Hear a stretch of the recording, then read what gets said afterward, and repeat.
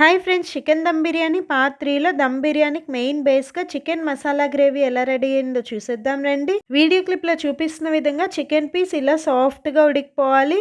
Chicken dum biryani అందరూ ఎన్నో రకాలుగా చేస్తారు. చికెన్ ఇలా ముందుగా కుక్ చేయకుండా మ్యారినేట్ చేసిన చికెన్ మీద 50 or 60% కుక్ చేసిన రైస్ వేసేసి వెంటనే దమ్ పెట్టేస్తారు. చికెన్ పీస్ సాఫ్ట్ గా ఉడికాక బిర్యానీకి ఎక్స్ట్రా ఫ్లేవర్ కోసం 3 టేబుల్ స్పూన్ వరకు నానబెట్టుకున్న జీడిపప్పు పేస్ట్ వేసుకొని, ఇంత టైం అని చెప్పాను కానీ ఒకసారి ఉప్పు కారాలన్నీ చెక్ చేసుకొని చికెన్ లో వేసిన వాటర్ అంతా ఇంకిపోయే వరకు బాగా ఉడికించుకోండి. లాస్ట్ గా ఉంటే కొంచెం కొత్తిమీర కూడా వేసుకొని బాగా మిక్స్ చేసుకోండి. లేదా టిఫిన్స్ లైక్ ఇడ్లీ, దోశ, వడ, పూరీలోకి గ్రేవీ లాగా తినాలనుకున్న వాళ్ళు గ్రేవీ లాగా సర్వ్ చేసుకోవచ్చు.